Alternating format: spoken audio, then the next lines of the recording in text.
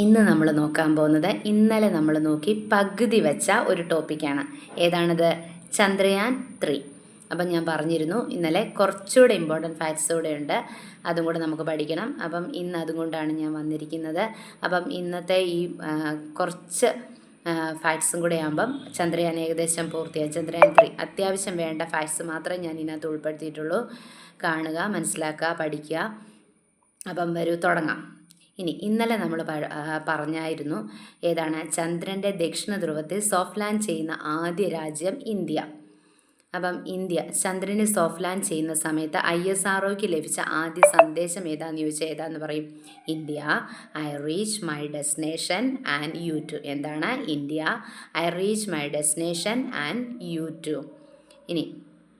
Landing ചെയ്യുന്ന 15 minute Somanath, അതായത് ചെയർമാനായ S സോമനാഥ് വിശേഷിപ്പിച്ച് 15 മിനിറ്റ്സ് ഓഫ് ടെറർ.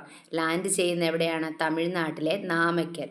ഒരു ചാന്ദ്രദിനം എന്ന് പറയുന്ന ഭൂമിയിലെ 14 ദിനങ്ങളാണ്. ലാൻഡർ വിക്രമാണ് നമ്മൾ പഠിച്ചായിരുന്നു. അപ്പം അതിൻ്റെ അർത്ഥം ധൈര്യം. റോവർ പ്രഗ്യാൻ എന്ന് പഠിച്ചു, അതിൻ്റെ അർത്ഥം ജ്ഞാനം. ISROയുടെ നിലവിലെ ISRO ചെയർമാൻ ആരാന്ന് ചോദിച്ചാൽ S സോമനാഥ്. 10ാമത്തെ വ്യക്തിയാണ്. ISRO ചെയർമാനാവുന്ന 10ാമത്തെ വ്യക്തിയും 5ാമത്തെ മലയാളിയും. നിലവിൽ 5 മലയാളികളാണ് ISRO ചെയർമാൻ പദവി വഹിച്ചത്. ആരൊക്കെയാണത്? 1 MGK Menon, 2 K Kasturirangan, 3 G Madhavan Nair, 4 K Radhakrishnan, 5 S Somanath. First one is MGK Menon, second one K Kasturirangan, third one G Madhavan Nair, fourth one K Radhakrishnan, and finally the fifth chairman is S Somanath. അടുത്തത് എന്താണ് നമുക്ക് നോക്കാനുള്ളത്? ചന്ദ്രയാൻ 3യുടെ ലക്ഷ്യങ്ങൾ. ചന്ദ്രയാൻ 3യുടെ ലക്ഷ്യങ്ങളെക്കുറിച്ച് പറയുകയാണെങ്കിൽ, ചന്ദ്രൻ്റെ ഉപരിതലത്തിൽ സോഫ്റ്റ് ലാൻഡിംഗ് സാധ്യമാക്കുക, റോവർ ചന്ദ്രനിൽ കറങ്ങുന്നത് കാണിക്കുക, സ്ഥലത്ത് ശാസ്ത്രീയമായ പരീക്ഷണങ്ങൾ നടത്തുക.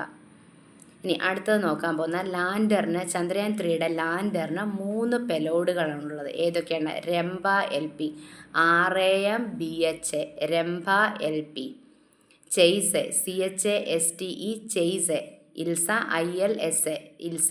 രംഭ LP, ചെയ്സെ, ഇൽസയാണ് ചന്ദ്രയാൻ 3യുടെ 3, അതായത് ലാൻഡറിൻ്റെ 3 പെലോഡുകൾ.